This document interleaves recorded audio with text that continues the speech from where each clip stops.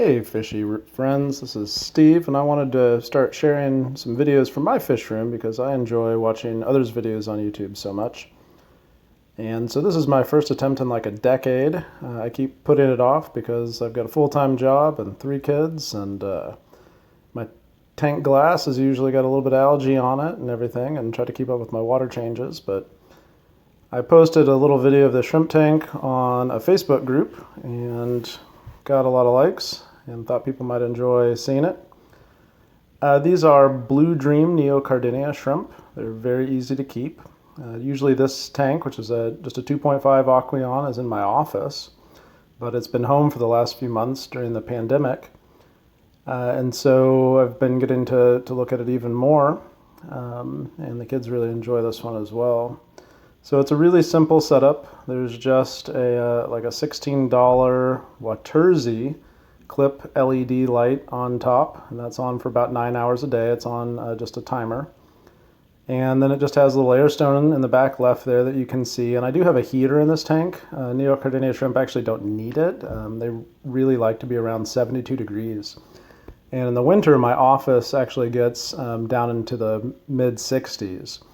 So I wanted to keep it a little bit warmer for them. So I just have it set at 72, just to keep it right in that ideal zone for their breeding. I started with just, I think, 6 shrimp about a year ago, and they quickly ballooned. I know I dropped an iPad and cracked the front of the tank right before Thanksgiving, and so I had to rush it home, got a new 2.5 gallon, and had to move everybody over. And so I got to kind of count the shrimp, which is almost impossible in this tank. And there were about 40 then. And since then I've shared a few batches with friends here in St. Louis, but you can see that there are quite a good number of shrimp in there now. I would guess somewhere in the neighborhood of 50 or so, just starting from that little group of 6. So the plants in this tank, which has just fluval stratum substrate, on the far right there is dwarf sage. There's a little bit of guppy grass back in there. I got to keep pruning down, but that's a really easy to grow, fast growing plant, helps keep the nutrients down. And then there's a bit of frog bit up there. I've got to pull some of that out every now and then too, but I let a few pieces grow. I love the Christmas moss that's kind of right in the center mid-ground of this tank.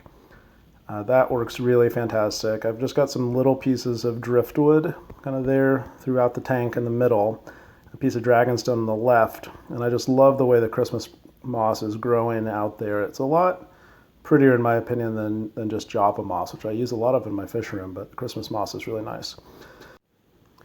So then in the center background of the tank is a dwarf lily, just one of those bulbs from like a Petco. And that does take the most pruning in this tank. I mean, it just grows and grows and wants to reach for the top. So I prune off most of it to keep it kind of contained in that area. Otherwise it would just take over the whole tank and definitely block out all the light. There's also a floating plant you can't see very well there, but if you look kind of top center, there's some roots from some salvinia, and that's another floating plant that I use in a lot of my tanks and have a little bit of in here, and it has to be pulled out every now and then.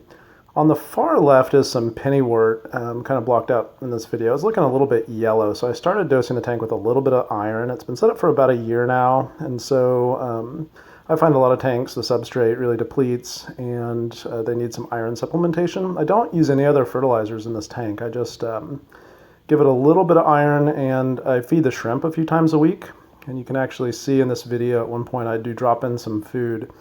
That is a Glass Garden Shrimp Crowder Mix 1, and that's a German company, I think, and the shrimp just go crazy for that food. I've tried a lot of different foods, and that's definitely their favorite. And so that's what I feed most of. I'll occasionally give them a little bit of vegetable, like some zucchini left over from a pleco. They like it if it's been in the water for a little while. So when I pull it out of my tanks with plecos, I'll take off just a little piece and give it to the shrimp. And then occasionally I'll give them another pellet, like a bottom feeder pellet, but almost exclusively the Crowder, and just a couple times a week, maybe 3 sometimes, but usually just a couple. Maintenance on the tank is really very easy. I mean, I've got the light on a timer, so it gets about 9 hours. And then in my office, I keep 2 different mason jars just to keep it really simple. I've got one with aged water, and I usually have to top it off once a week because it's open top. So there's a lot of evaporation. But then the other one, I just dip into the tank and scoop out a bunch of water, pull out any floating plants. It's actually really rare that I catch any shrimp in there, but you can see them really easily because they're bright blue. And then I just use that to water the plants in my office, and I add the aged water back. So I do that, at least once a week. So that's really easy. Oh, and I forgot to mention the Marsilia across the front. That's a really great, it's kind of a slow growing, but it's a great carpeting plant. This tank not only doesn't have CO2 supplementation, but I've got an air stone in it. Just because I wanted something to keep the water moving, but that was really shrimp safe. And so, it grows just fine, and it's grown over time. It took quite a while. It's been growing almost the whole year untouched, but it's really filled in pretty much everywhere that there's light in the front half of the tank.